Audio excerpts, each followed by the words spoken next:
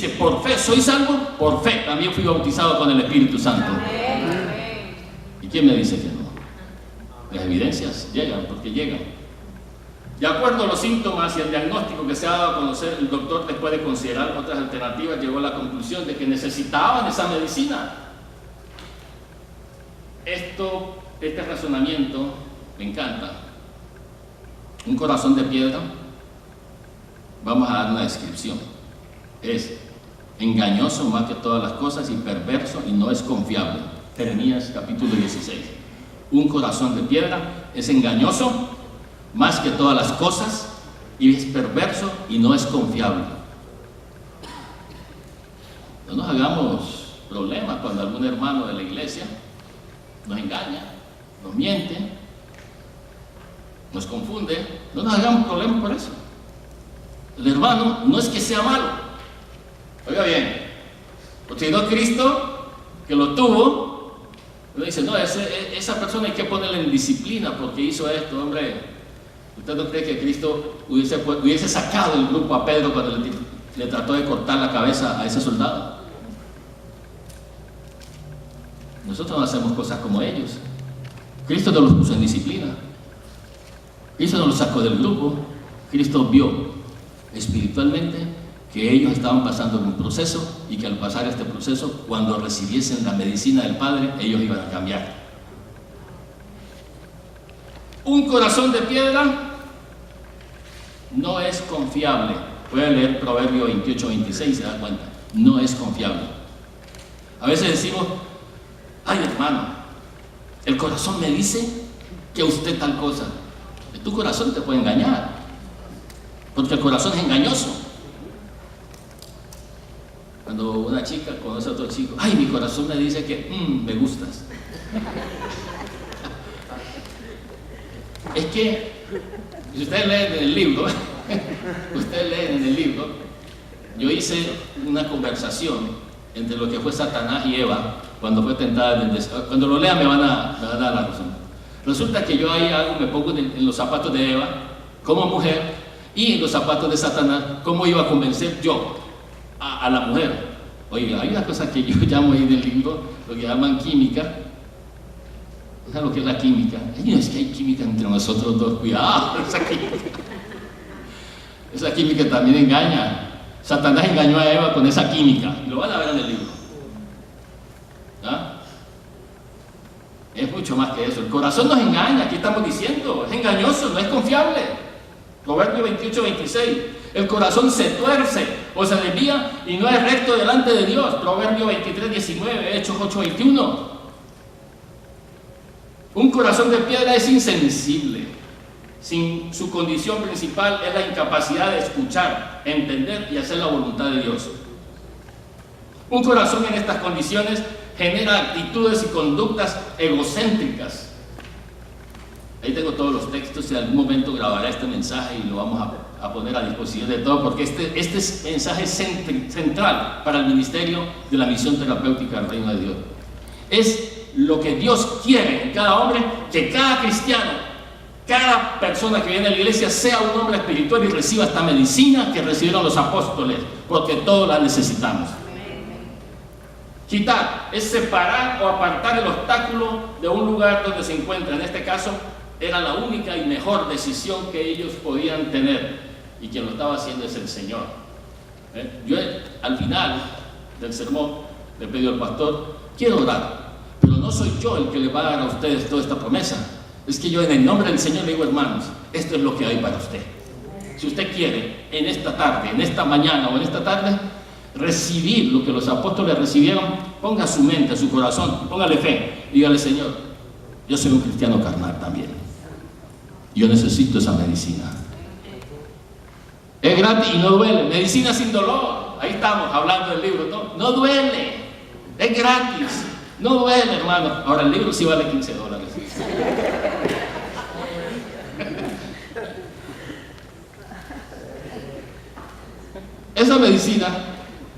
Esa medicina, dijimos, también consiste en, os daré un corazón de carne.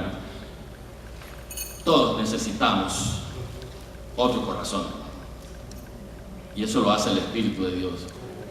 Yo necesito el corazón de carne, un corazón nuevo, un corazón de carne que sea sensible a las cosas de Dios, un corazón de carne que cuando Dios se está manifestando, pues yo tenga mi mente y mi corazón puedan decir: yo quiero escuchar palabra de Dios. Punto 3, os daré un espíritu nuevo. Aquí quiero hacer énfasis. Como dije que el espíritu nuevo era en minúscula, cuando Dios hizo al hombre, también está en el libro. Yo le hago publicidad a mi libro porque son conceptos esenciales que yo siempre, como pastor durante 35 años, llegué a conclusiones, por eso los pongo, cosas importantes, principales, un corazón. El espíritu, cuando Dios hizo al hombre, lo hizo, digo yo, a su imagen y semejanza. La imagen y semejanza de Dios es Adán, fue el único hombre que ha existido, oiga bien, cuya santidad es imputada. Después de Adán nadie más. Imputar quiere decir que Dios mismo lo hizo santo, puso su imagen. Eso significa santidad imputada. De resto no ha habido más. Con respeto a todos los demás, el único es Jesucristo, que no nace con la carnalidad, porque nace concebido bajo el Espíritu Santo. Es una historia diferente. Adán nace siendo santo, un corazón puro, limpio. Entonces imaginémonos que Adán está ahí. Después viene lo que llamo la imagen, en el libro está, primero la imagen moral, santo, luego el perfil humano, que tiene que ver con la parte morfológica, fisiológica, y lo hace. Hasta allí Adán no tiene vida física hasta que Dios sopla el espíritu, ese soplo, que es cuando ese vehículo 0 kilómetros comienza a andar. El soplo, el espíritu del hombre. En cierta ocasión pulsé el interruptor para encender la luz de mi oficina, pero la lámpara no encendió como yo tenía que, como se esperaba. Y estas son cosas, experiencias que yo las acomodo de acuerdo a lo que estoy hablando, las adapto, diría yo. Después de la revisión correspondiente por parte del electricista, él llegó a la conclusión de que la lámpara y otros artículos eléctricos no encendían porque el cable conductor del fluido eléctrico se había roto en algún lugar. Por tanto, la corriente no podía llegar a su destino y cumplir con su propósito. Esta es una forma que yo trato de explicar la parte de lo que es el espíritu del hombre. Este ejemplo, ¿te prende? No encendió. ¿Qué pasó? Llamo a un electricista y me dice: en algún momento se interrumpió, quizá la rata rompieron el cable y se interrumpió el fluido eléctrico. El cable conductor, conocido también como el aliento de vida, es una forma como yo personalmente quiero explicarlo, ¿no? Es decir, este ejemplo ilustra y hace el espíritu del hombre en su cuerpo transportar el fluido eléctrico. Cuando el cable conductor fue reemplazado, la corriente eléctrica fluyó y encendió la lámpara de mi oficina. El cable conductor representa el espíritu del hombre. Está al servicio de Dios. Es independiente de la materia y está unido al cuerpo temporalmente mientras Dios se lo permita. Esa es una forma que yo he tratado de interpretar y explicar lo que es el espíritu del hombre. Es como el cable conductor, es neutro. Por eso cuando uno muere, el espíritu va a Dios. Lo que se condena es el alma, que es otra parte. Entonces, cuando Dios le dice: os daré un espíritu nuevo, digo yo, ¿hasta eso necesitaban los apóstoles? ¿Hasta eso necesitamos nosotros? ¿Tanto es la influencia maligna que tenemos que necesitamos ese cambio? Pues sí, Dios lo sabe, Él es el médico. Jesús, antes de morir, deja una expresión en la que se refiere a esta misma clase de espíritu, y lo tomé literalmente. Creo no estar equivocado cuando Jesús dijo: Padre, en tus manos encomiendo mi espíritu. Y expiró. En tus manos encomiendo mi espíritu. Y expiró. Si analizamos un poquito, Jesús era perfecto Dios, perfecto hombre. Llamamos nosotros la naturaleza teantrópica de Jesús. Perfecto hombre, perfecto Dios. Como hombre tenía espíritu, porque caminaba y vivía como nosotros. Y en esa parte le estoy diciendo yo: que muere, el Espíritu, en tus manos entrego mi Espíritu. Diferente al Espíritu Santo, era Dios. Jesús antes de morir lo dijo. Las citas anteriormente citadas me dan a mí el fundamento, diría yo, para decir que ese Espíritu es esa parte que tenemos nosotros, que no es condenable, que es neutro. Es como el cerebro. El cerebro que tiene, recibe todo, no selecciona nada, lo absorbe todo, bueno o malo. Y hablábamos en el tema de que la base de la salud mental es la limpieza de los conceptos o de los pensamientos que tenemos. Tener un cerebro bien amoblado da como resultado tener una salud mental muy apropiada, muy buena. Vamos a otro punto. El tiempo nos consume, pero vamos a llegar al procedimiento. Cuando en el libro ustedes vean terapia purificadora, ahora entienden que este concepto de bautismo con Espíritu Santo, la medicina de Dios para los apóstoles, yo llamo terapia purificadora. Es usando una terminología que explica lo que es la plenitud espiritual. Cuando los apóstoles viven esta experiencia y toman esta medicina, llegan a una plenitud, a lo máximo espiritualmente hablando. Y todas estas evidencias que eran causantes de esta carnalidad van a ser. ¿Por qué? Porque reciben un poder tan grande que esto que ellos no podían evitar, ahora ellos tienen el poder para, ya bien, que la naturaleza pecaminosa estuviese sujeta. Hace unos 25, 30 años atrás, que yo estudié la doctrina de la santidad de la iglesia de Nazareno, nosotros hablábamos de un término que después se corrigió. Cuando hablábamos de este término era la erradicación. Los teólogos no se pusieron de acuerdo y analizando el concepto de erradicar el pecado original, no se puede erradicar, porque erradicar significa quitar para que nunca más regrese, pero no. El poder de Dios no se erradica, lo que es que queda ahí, sujeto, sometido, inneutralizado esa influencia. Y los apóstoles de Cristo tenían el poder, y usted y yo podemos decir, cuando tengamos esa medicina, que tenemos el poder para no pecar. Usted peca porque no hace uso del recurso o el poder que Dios le da para no pecar. Ahí llegamos a ese punto. Es duro, es difícil, es una situación que yo tengo que decirlo. Con ese poder adquiere. Algunos dicen que es poder únicamente para sanar enfermos, pero mira, ese poder que recibe ese día, poder para orar por los enfermos, poder para permanecer, poder contra Satanás, poder por el pecado. Una vez estaba en Venezuela, me acuerdo, está mi esposa conmigo.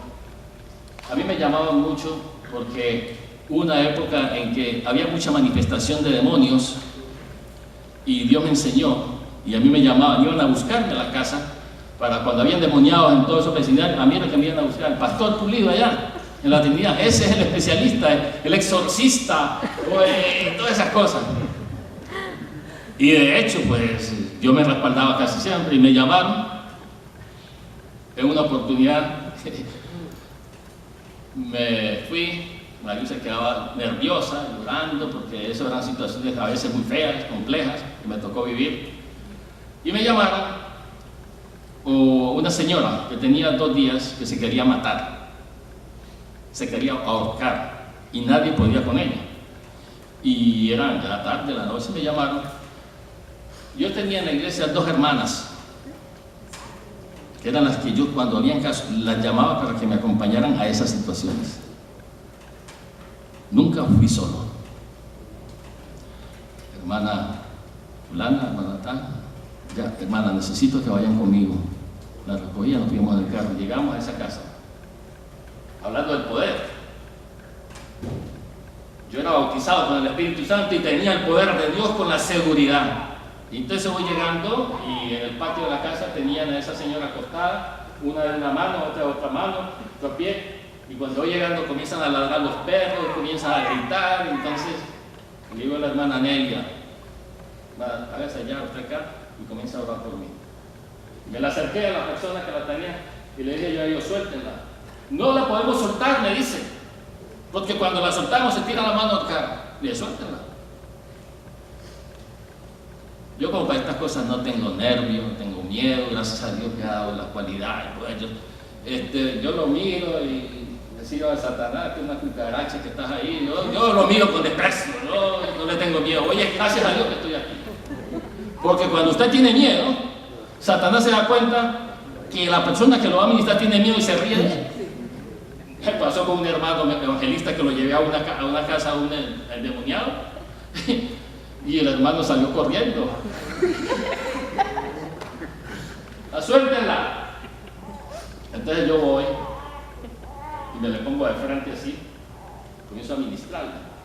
Oiga, nunca me había pasado. Cuando yo comienzo a orar y a ministrarle, como Dios me ha mandado a ministrar, se me va la voz por completa. Me quedé mudo.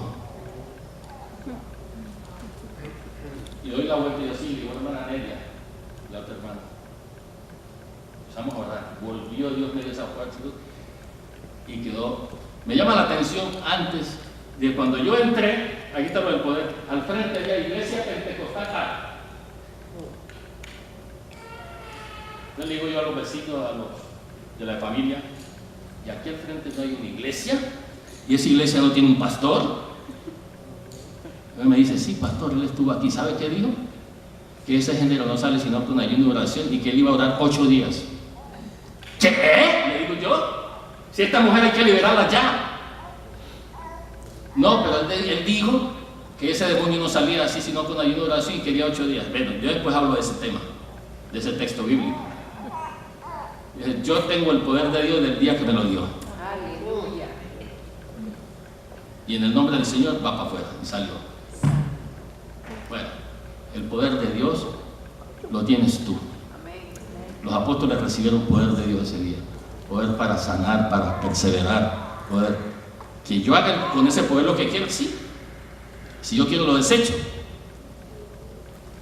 Si yo quiero me voy para el mundo. Porque Dios no, como decíamos anoche, Dios no controla mis decisiones, yo hago con lo que quiera. Y me voy cuando quiera. Yo puedo ser cristiano, buen cristiano ahora y me voy mañana si me da la gana. Porque yo tengo libre albedrío, pero no es así. Los apóstoles de Cristo fueron llenos con el Espíritu Santo. Y en ese momento esa experiencia puede ser diferente a cada persona. En aquel entonces dice que un viento recio. Yo puedo darles hoy en día qué pasó ese día, por qué había tanta gente en Jerusalén, qué estaba aconteciendo ese día, por qué había gente de otras nacionalidades, por qué ese viento recio, por qué esas lenguas repartidas como de fuego. Entonces cuando el hermano me dijo que si yo era bautizado con el Espíritu Santo y yo le dije que no había hablado lenguas, entonces yo le dije, ¿y el día que tú fuiste bautizado con el Espíritu Santo hubo un viento recio? Como el día del Pentecostés. No, entonces tú tampoco eres bautizado con el Espíritu Santo. Yo estudié un poco de filosofía y lo que es la demostración de la verdad, cuando uno tiene conclusiones y tiene premisas verdaderas, para llegar a una conclusión verdadera, pues esas premisas tienen que tener una relación de efecto a causa, porque 2 premisas verdaderas te pueden llevar a una conclusión falsa. Entonces yo le desbarato la tesis a cualquier persona, sentémonos, hablemos. Dime qué piensas. ¿Cómo llegaste a esa conclusión? ¿Qué premisas utilizaste? ¿Cuáles son los fundamentos? Yo soy así. Y entonces nos ponemos de acuerdo. Ahí le puedo decir, respeto lo tuyo, pero no estoy de acuerdo. Punto. ¿Cuánto dan gloria a Dios? ¿Por qué están tan tristes, hermano? ¿Por qué no se ríen? Y es que a veces me pongo nervioso y todos comienzan a mirarme como dicen, ¿qué están diciendo, pastor? Y fueron todos llenos del Espíritu Santo. Ahora bien, ¿cuáles son los efectos permanentes de haber pasado por esa experiencia del bautismo con el Espíritu Santo? Porque déjenme decirles, hay efectos permanentes que se van a ver todo el tiempo en esa persona. Diría yo que, y lo puedo mencionar ahora porque yo sé que todos en este momento lo pueden recordar, tan pronto como fueron bautizados con el Espíritu Santo, déjeme hacerle una observación. Se levantó Pedro. ¿Recuerdan que yo hablaba mucho de Pedro anoche? Se levantó Pedro, lleno del Espíritu Santo. Y recuerdan que una semana atrás él decía a la gente: no, yo no soy uno de ellos. Él negó al Señor varias veces. Unas semanitas atrás. El Pedro cobarde, el desleal. Una semana después, ahora se levanta con un mensaje. Usted puede ver Hechos capítulo 3 y da un mensaje y diciéndole a ellos mismos, acusándolos, a aquellos que él les tuvo miedo antes. Ya no era el Pedro cobarde, ya era el Pedro con un mensaje, con un ungido de Dios, un mensaje con poder de Dios, porque algo había pasado. Digamos, la unción de Dios, del Espíritu de Dios, el poder del Espíritu de Dios comenzó a manifestarse desde ese día en adelante. Y entonces el perfil de ellos ahora era diferente. Quiero mencionar algo. ¿Qué pasó con el yo de los apóstoles? Hay una victoria sobre el yo. Victoria sobre el yo. El yo de los apóstoles, que hasta ese día se encontraba entronizado y gobernando bajo la influencia de naturaleza pecaminosa, esa influencia que alimenta nuestra tendencia hacia lo malo, ese yo sufrió un duro golpe, fue derrotado y se dio el trono y el gobierno al Espíritu de Dios. Oh, qué bueno, qué medicina. ¿Cuántos necesitamos de esa medicina? La virtud terapéutica del procedimiento anterior. Sí, yo utilizo la palabra terapéutica porque cuando yo el estudio, la analizo desde el punto de vista de la ciencia, fue terapéutico. Hay un proceso de sanidad, hay un proceso de mejoramiento hacia la plenitud espiritual. Su calidad humana alcanzó el máximo nivel. En el libro van a dar cuenta que yo defino calidad humana a toda persona que, entre otras cosas, tiene la imagen moral de Dios. O sea, que el día que ellos fueron bautizados con el Espíritu Santo, yo lo explico en el libro, fue el día en que Dios da la oportunidad para que usted restaure, oiga bien, la imagen moral que se perdió en el jardín del Edén. Usted y yo podemos restaurar la imagen moral que se perdió en el jardín del Edén el día que yo soy bautizado con el Espíritu Santo. Entonces, cuando analizamos las características de Adán antes del pecado y las características de los discípulos después de recibir la medicina, son iguales. Esta tarea la hice, Valencia lo hice también. Igual. Me fui al Antiguo Testamento, al tiempo de Adán, y lo entrevisté. En el libro está la entrevista. Y le hice una entrevista a Adán. ¿Sabe? Yo manejo un concepto, y perdóname porque es que a veces tengo que decirlo. Yo soy hombre de principios, a veces yo tengo mucho texto y he aprendido mucho. Si usted quiere conocer lo que está pasando en el presente, usted quiere entender lo que está pasando en el presente, tiene que ir al pasado. Es como cavar en la raíz de un árbol y descubrir cómo se formaron las ramas y las hojas. Entonces yo me fui con ese concepto a Adán y dije: Adán, tengo una preocupación, tengo una pregunta. Dime tú, ahí los que leen el libro, dime tú, ¿cuáles son las características que tú tenías el día que Dios te hizo? Y comienza Adán a decirme. Ahí en el libro la va a ver. Entonces, entonces esas mismas características son las que tienen los apóstoles ahora después del bautismo con el Espíritu Santo. Obvio, es la misma operación de Dios, solo que en circunstancias diferentes. Amén. Qué lindo cuando uno descubre todo esto, cuando uno llega a estas conclusiones, una victoria sobre Dios. Ahora a eso yo le llamo calidad humana en el libro. Entonces, cuando yo llamo calidad humana, pongo en el libro la fórmula de la felicidad. Y la fórmula de la felicidad la saco del libro de Génesis, que llama calidad humana más bendición de Dios igual a calidad de vida. Quien quiere tener calidad de vida, tiene que tener calidad humana. Y calidad humana significa plenitud espiritual o tener la imagen moral de Dios. Qué bueno. Yo escribí en Facebook, yo escribo mucho, algunos de ustedes se dan cuenta que yo estoy escribiendo muchos artículos, publicaciones en Facebook y escribo todas estas cosas. Y me llaman pastores de aquí, pastores de allá, y qué bueno por aquí. Y yo escribí esta parte, la fórmula de la felicidad. ¿La quieren conocer? Entonces en Facebook le pongo un pedacito. Continuará.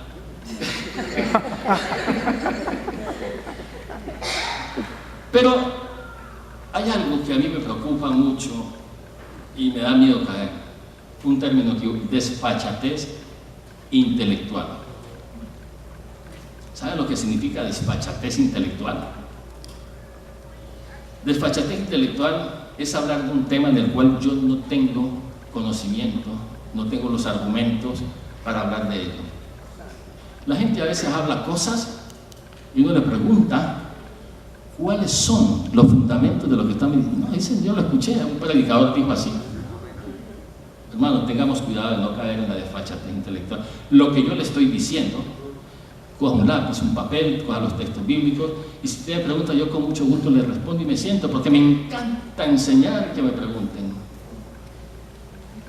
Pero de una cosa me cuido yo, de no hablar sin fundamento. La virtud terapéutica, cuando me hablan, ya sabemos, aplicamos el concepto de terapia. ¿Por qué lo llamo terapia sanadora, terapia purificadora, terapia liberadora? ¿Por qué el modelo terapéutico del Reino de Dios habla de este término? Porque es la terminología apropiada para este mundo que estamos viviendo. Yo no me he inventado nada nuevo, el contenido es el mismo, la forma de presentar el mensaje es lo que estoy cambiando, la terminología. El día que un hombre de Dios, un predicador, diga que está diciendo algo nuevo, eso es falso. En religión nada de lo nuevo es verdad, todo es falso. Si yo estoy diciendo que estoy diciendo algo nuevo, soy falso, porque la revelación de Dios está completa, hermano. Yo sencillamente le estoy cambiando la envoltura al regalo de Dios, que sea más atractivo al oído y a la vista de la generación que estamos viviendo. Este concepto de la visión terapéutica del Reino de Dios tiene esa bendición, la facilidad de penetrar en una sociedad en la que estamos viviendo, de muchos cambios, como lo señalé el primer día del viernes. Ahora, ¿cuáles eran las evidencias de estos apóstoles después? Mire, le voy a mencionar algunas para aquellos que son estudiosos de la palabra. El día que fueron bautizados con el Espíritu Santo, esas personas eran convertidos. Ellos estaban llenos del Espíritu Santo. Ellos se congregaban. Ellos estaban comprometidos. Ellos experimentaban compasión por los perdidos, a diferencia de antes. Ellos predicaban la palabra. Ellos estaban dispuestos a morir por la causa de Jesús. ¿Se acuerdan que ya ellos no pudieron antes? ¿Y qué otros resultados podemos señalar? Desde ese día en adelante, el Señor añadía a la iglesia todos los días los que iban a ser falsos, iban a ser salvos. Aumentaba el gran número de los que creían. Crecía la palabra del Señor. El poder de Dios se manifestaba. Eran evidencias de que estos hombres habían experimentado un cambio en su vida, tanto así que en el libro ustedes van a ver que hubo un impacto político también. La reacción, esta medicina causó un impacto político en el pueblo. El día de Pentecostés, oiga bien, los habitantes y visitantes en Jerusalén se enteraron de los acontecimientos sobrenaturales que se dieron en el escenario donde los apóstoles estaban ahí. Ellos fueron los protagonistas. Para la clase gobernante, oiga bien, del impacto político. La iglesia marca un impacto político cuando está llena de santos. Ellos, para la clase gobernante y religiosa, este episodio tampoco fue pasado por alto. Eso les llamó la atención. Ellos siempre habían mostrado su oposición al líder del grupo y a su mensaje, a Jesús. Especialmente porque había logrado captar multitud de seguidores en aldeas, pueblos, ciudades y por donde él caminaba. El mensaje de Jesús hacía que la multitud le siguiera y esto causó un impacto en los políticos, en la clase gobernante. Ellos vieron al maestro como un auténtico líder, dotado de virtudes y valores extraordinarios y suficientes como para fundar e impulsar un movimiento político que se opusiera a la opresora e insensible clase que gobernaba. Cristo lo pudo haber hecho, pero no lo hizo. Esta clase de gobernantes religiosos se pusieron de acuerdo y comenzaron un plan de oposición perverso, encarcelando a muchos de los discípulos y después de soltarlos los intimaban para que no predicasen en el nombre de Jesús. El poder, el mensaje comenzó a revolucionar tanto que impactó a la clase política y comenzaron a perseguirlo. Hoy en día, ¿quién nos persigue?